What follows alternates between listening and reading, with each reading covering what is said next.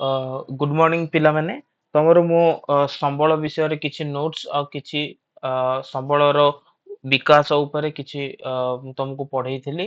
तो आज आमे आउ टिके किछि जानिबा ता सहित आमे जानिथिले जे संबल बा रिसर्च केते प्रकार रो कोन कोन सेई विषय रे आउ टिके डिस्कशन करिबा। तो फर्स्ट चैप्टर रो ना होची संबल। आमे टिके मु रिवाइज कर दउची संबल काहाकू कुआ जे तमे सेटा नोट डाउन कर देथबो। तो प्रकृति अनुसार संबल को तीन भाग रे विभक्त कराइछि। गोटे हला प्राकृतिक संबल, सांस्कृतिक संबल, आउ गोटे हला मानव संबल बा ह्यूमन रिसोर्स। आउ गोटे क्वेश्चन पचारला जदि उत्पत्ति अनुसार संबल को केते भाग रे विभक्त कराइछि। तो उत्पत्ति अनुसार संबल को दुई भाग रे विभक्त कराइछि। गोटे हला जैव संबल जाको इंग्लिश रे कुआ जाय बायोटिक रिसोर्स, आउ गोटे हला अजैव संबल जाको हमें एबायोटिक रिसोर्स बोली कहिथाउ। तो पिला माने मु आज एई थारु मु भलो भाबरे तुमको आउ थरे बुझौची।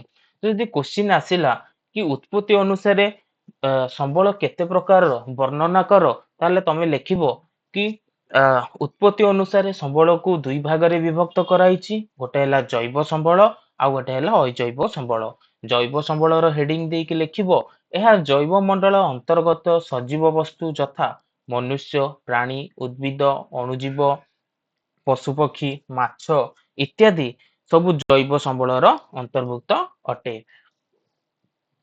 ସେହିପରି ଅଜୈବ ସମ୍ବଳର ହେଡିଂ ଦେଇକି ତମେ ଲେଖିବ କି ଏଗୁଡିକ ଅଜୈବ ବା ନିର୍ଜୀବ ବସ୍ତୁ ଅଟେ ଯଥା ଭୂମି, ଶିଳା, ଜଳ, ମୃତ୍ତିକା, ଖଣିଜ ପଦାର୍ଥ ଇତ୍ୟାଦି ଏଗୁଡିକ ଅଜୈବ ସମ୍ବଳର ଅନ୍ତର୍ଭୁକ୍ତ ଅଟେ ଯାହାକୁ ଆମେ ଏବାୟୋଟିକ ରିସୋର୍ସ ବୋଲି କହିଥାଉ। କ୍ୱେଶ୍ଚିନ୍ ଆସିବ ବ୍ୟବହାର ଓ ସୁଲଭତା ଅନୁସାରେ। ବ୍ୟବହାର ଓ ସୁଲଭତା ଅନୁସାରେ ସମ୍ବଳକୁ କେତେ ଭାଗରେ ବିଭକ୍ତ କରାଯାଇଛି? ତମେ କହିବ ବ୍ୟବହାର ଓ ସୁଲଭତା ଅନୁସାରେ ସମ୍ବଳକୁ ଦୁଇ ଭାଗରେ ବିଭକ୍ତ କରାଯାଇଛି। ଗୋଟେ ହେଲା ଅସରନ୍ତି ବା ଅକ୍ଷୟ ସମ୍ବଳ, ଆଉ ଗୋଟେ ହେଲା ସରନ୍ତି ବା ସୀମିତ ବା କ୍ଷୟଶୀଳ ସମ୍ବଳ। ତ ଆଜି ଆମେ ଜାଣିବା ଅସରନ୍ତି ବା ଅକ୍ଷୟ ସମ୍ବଳ କଣ, ଯୋଉଟା ସରେ ନାହିଁ, ସଦାବେଳେ ଅକ୍ଷୟ ଇନଫିନିଟି ହିସାବରେ ଆମ ପୃଥିବୀରେ ରହିଥାଏ। ଯେପରିକି ଯେଉଁ ସମ୍ବଳ ମନୁଷ୍ୟର ବାରମ୍ବାର ବ୍ୟବହାର ସତ୍ତ୍ୱେ ନିଃଶେଷ ହୁଏ ନାହିଁ ସେଗୁଡ଼ିକୁ ଅସରନ୍ତି ସମ୍ବଳ ବା ଅକ୍ଷୟ ସମ୍ବଳ କୁହାଯାଏ। ଏକ୍ସାମ୍ପଲ ହେଲା ସୌରଶକ୍ତି, ବାୟୁ ଇତ୍ୟାଦି। ଯେଉଁ ସମ୍ବଳ ଗୁଡିକ କେବେ ବି ସରେ ନାହିଁ ତାକୁ ହିଁ ତ କୁହାଯିବ ଅସରନ୍ତି ବା ଅକ୍ଷୟ ସମ୍ବଳ।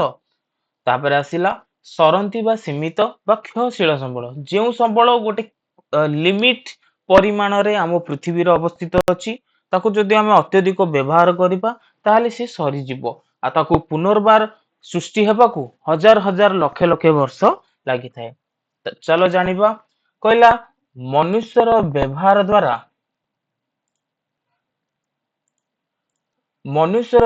ଦ୍ୱାରା ଯେଉଁ ସମ୍ବଳ କ୍ରମଶଃ ହ୍ରାସ ପାଇଥାଏ କିମ୍ବା ଶେଷ ହୋଇଯିବାର ଆଶଙ୍କା ଥାଏ ତାହାକୁ ସରନ୍ତି ବା ସୀମିତ ବା କ୍ଷୟଶୀଳ ସମ୍ବଳ କୁହାଯାଏ। ଏକ୍ସାମ୍ପଲ ହେଲା ପେଟ୍ରୋଲିୟମ, କୋଇଲା, ବିଭିନ୍ନ ଖଣିଜ ପଦାର୍ଥ ଇତ୍ୟାଦି ସରନ୍ତି ବା ସୀମିତ କ୍ଷୟଶୀଳ ସମ୍ବଳର ଅନ୍ତର୍ଭୁକ୍ତ ଅଟେ। ତ ପିଲାମାନେ ଏଇଟାକୁ ଭଲ ଭାବରେ ନୋଟ କରିଦବ। ଆଉ ମୁଁ ଏଇ ଜିନିଷକୁ କ୍ଲାସ ଯେତେବେଳେ ଆମର ଷ୍ଟାର୍ଟ ହବ ମୁଁ ଆଉ ଥରେ ଭଲରେ ତମକୁ ପଢେଇବି। ତ ପିଲାମାନେ ଏଇଟା ଥିଲା କଣ, ବ୍ୟବହାର ଓ ସୁଲଭତା ଅନୁସାରେ ଦୁଇ ଭାଗରେ ବିଭକ୍ତ କରାଯାଇଛି।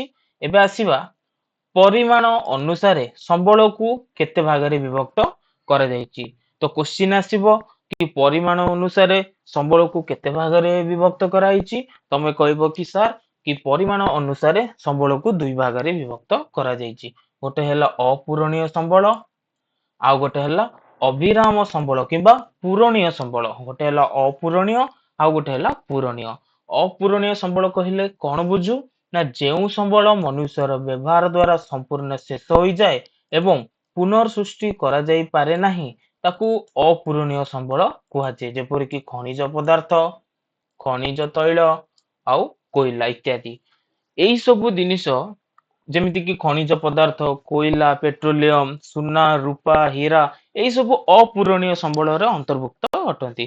ତାଙ୍କୁ ଥରେ ୟୁଜ କଲେ ତାକୁ ପୁନର୍ବାର ସୃଷ୍ଟି ହେବା ପାଇଁ ହଜାର ହଜାର ଲକ୍ଷ ଲକ୍ଷ ବର୍ଷ ଲାଗିଥାଏ। ସେକେଣ୍ଡ ପଏଣ୍ଟ କହିଲା ଅବିରାମ ବା ପୂରଣୀୟ ସମ୍ବଳ। ମନୁଷ୍ୟର ବ୍ୟବହାର ଦ୍ୱାରା ଯେଉଁ ସମ୍ବଳର ପରିମାଣରେ କୌଣସି ହ୍ରାସ ପରିଲକ୍ଷିତ ହୋଇନଥାଏ ତାହାକୁ ଅବିରାମ ବା ପୂରଣୀୟ ସମ୍ବଳ କୁହାଯାଏ। ଯେପରି ସୌରଶକ୍ତି, ଭୂତାପ ଶକ୍ତି, ଜୁଆର ଶକ୍ତି, ପବନ ଶକ୍ତି ଇତ୍ୟାଦି। ଅବିରାମ ସମ୍ବଳ ବା ପୂରଣୀୟ ସମ୍ବଳ କହିଲେ କଣ ବୁଝୁ? ନା ଯେଉଁ ସମ୍ବଳକୁ ଆମେ ଯେତେ ଥର ବ୍ୟବହାର କରିବା ସତ୍ତ୍ୱେ ତାହା ସରେ ନାହିଁ ତାକୁ ହିଁ ତ କୁହାଯାଏ ପୂରଣୀୟ ସମ୍ବଳ। ଯେପରିକି ସୌରଶକ୍ତି, ଆମେ ସୂର୍ଯ୍ୟଙ୍କ ଠାରୁ ସୌରଶକ୍ତି ବା ତାପ ପାଉ, ସେଇଟା କେବେ ସରିଯାଉଛି? କେବେ ନୁହେଁ। ଯେତେ ବ୍ୟବହାର କଲେ ବି ତାର ଶକ୍ତି ସେତେ ସୀମିତ ହୋଇକି ରହିନଥାଏ, ଅଧିକ ହୋଇକି ଥାଏ। ତ କ୍ୱେଶ୍ଚିନ୍ ଆସିବ ପରିମାଣ ଦୃଷ୍ଟି ଅନୁସାରେ ଦୁଇ ଭାଗରେ ବିଭକ୍ତ କରାଯାଇଛି, ଗୋଟେ ହେଲା ପୂରଣୀୟ ଆଉ ଗୋଟେ ହେଲା ଅପୂରଣୀୟ। ନେକ୍ସଟ ହେଲା ଭରଣ ଅନୁସାରେ ସମ୍ବଳକୁ କେତେ ଭାଗରେ ବିଭକ୍ତ କରାଯାଇଛି? ତ ଭରଣ ଅନୁସାରେ ବି ସମ୍ବଳକୁ ଦୁଇ ଭାଗରେ ବିଭକ୍ତ କରାଯାଇଛି। ଗୋଟେ ହେଲା ନବୀକରଣ ଯୋଗ୍ୟ ଆଉ ଗୋଟେ ହେଲା ନବୀକରଣ ଅଯୋଗ୍ୟ, ରିନ୍ୟୁଏବଲ ରିସୋର୍ସ, ଆଉ ଗୋଟେ ହେଲା ନନ୍ ରିନ୍ୟୁଏବଲ ରିସୋର୍ସ।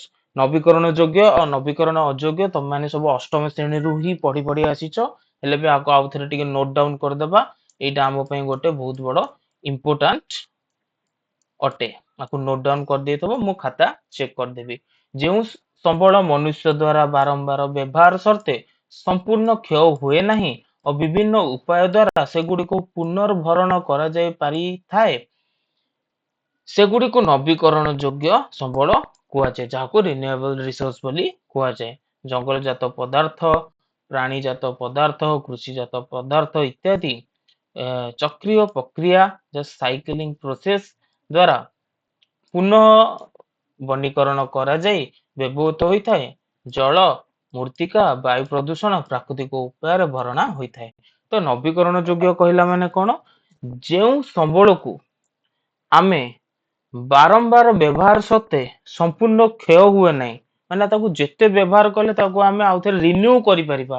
ଯେମିତି ପ୍ଲାଷ୍ଟିକ, ତାକୁ ଥରେ ବ୍ୟବହାର କଲେ ତାକୁ ମେଲ୍ଟ କରିକି ଆଉ ଗୋଟେ ଜିନିଷରେ ଆମେ ତାକୁ ସେଭ୍ କରିକି ଆମେ ବ୍ୟବହାର କରିପାରିବା।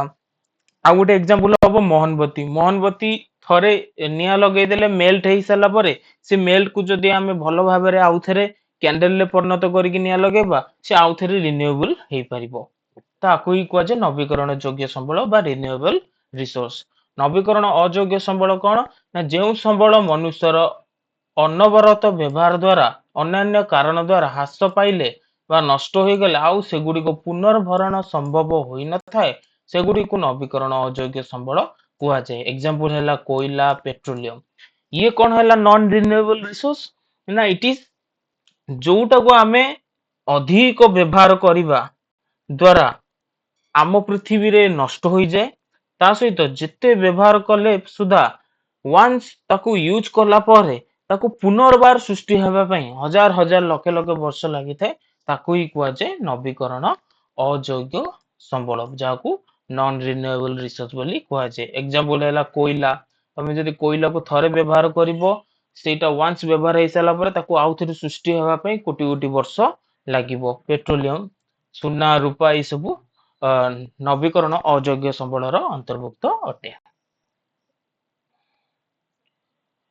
କେତେକ କ୍ଷେତ୍ରରେ ଅଦରକାରୀ ଧାତବ ପଦାର୍ଥ ଗୁଡ଼ିକୁ ବିଭିନ୍ନ ଯନ୍ତ୍ରପାତି ପଦ୍ଧତିରେ ପୁନର୍ଚକ୍ରୀୟ ପ୍ରକ୍ରିୟା ଦ୍ୱାରା ଆଉଥରେ ବ୍ୟବହାର ଯୋଗ୍ୟ କରାଯାଇଥାଏ, ତାହାକୁ ପୁନରୁଦ୍ଧାର ଯୋଗ୍ୟ ସମ୍ବଳ କୁହାଯାଏ। ପୁନରୁଦ୍ଧାର ଯୋଗ୍ୟ ସମ୍ବଳ ପିଲାମାନେ ନେକ୍ସଟ ଏକ୍ସାମରେ ଏଇଟା ପଡିଥିଲା, ଆକୁ ଟିକେ ଭଲ ଭାବରେ ନୋଟ ଡାଉନ କରିକି ଘୋଷିବ ବା ମନେ ରଖିବ। ଯଥା ଭୂମି, ମୃତ୍ତିକା, ଲୁହା, ଆଲୁମିନିୟମ, ତମ୍ବା ଇତ୍ୟାଦି ଧାତବ ପଦାର୍ଥ ଆର ଗୋଟେ ଗୋଟେ ଏକ୍ସାମ୍ପଲ ଅଟେ। ଆର ଗୋଟେ ଗୋଟେ କଣ ଅଟନ୍ତି? ଏକ୍ସାମ୍ପଲ ଅଟେ। ଯେଉଁ ନବୀକରଣ ଅଯୋଗ୍ୟ ସମ୍ବଳ ଗୁଡ଼ିକ ପୁନରୁଦ୍ଧାର କରାଯାଇପାରେ ନାହିଁ ସେଗୁଡ଼ିକୁ ପୁନରୁଦ୍ଧାର ଅଯୋଗ୍ୟ ସମ୍ବଳ କୁହାଯାଏ। ପିଲାମାନେ ପୁନରୁଦ୍ଧାର ଅଯୋଗ୍ୟ ସମ୍ବଳ କଣ? ଆଉ ତାର ଏକ୍ସାମ୍ପଲ ଗୁଡ଼ିକ ବି ଏଇଠି ଲେଖା ହେଇଛି, କୋଇଲା, ପେଟ୍ରୋଲିୟମ ଇତ୍ୟାଦି। ଆକୁ ତମେ ଭଲ ଭାବରେ ନୋଟ ଡାଉନ କରିଦେଇଥିବ। ନେକ୍ସଟ କ୍ଲାସରୁ ମୁଁ ଭଲ ଭାବରେ ତମକୁ ବଣ୍ଟନ ବା ବିତରଣ ଅନୁସାରେ ସମ୍ବଳକୁ କେତେ ଭାଗରେ ବିଭକ୍ତ କରାଯାଇଛି ସେଇ ବିଷୟରେ ଆମେ ପଢିବା। ତ ପିଲାମାନେ ଏଇଟାକୁ ମୁଁ ଆଉଥରେ ବି ପଢେଇବି ଯେତେବେଳେ ତମର କ୍ଲାସ ଷ୍ଟାର୍ଟ ହବ। ଏବେ ତ ଖରା ଛୁଟି ଚାଲିଛି, କ୍ଲାସ ଷ୍ଟାର୍ଟ ହେଲେ ମୁଁ ଆଉଥରେ ଭଲ ଭାବରେ ତମର ପଢେଇବି ଏଇ ସବଜେକ୍ଟକୁ। Thank you.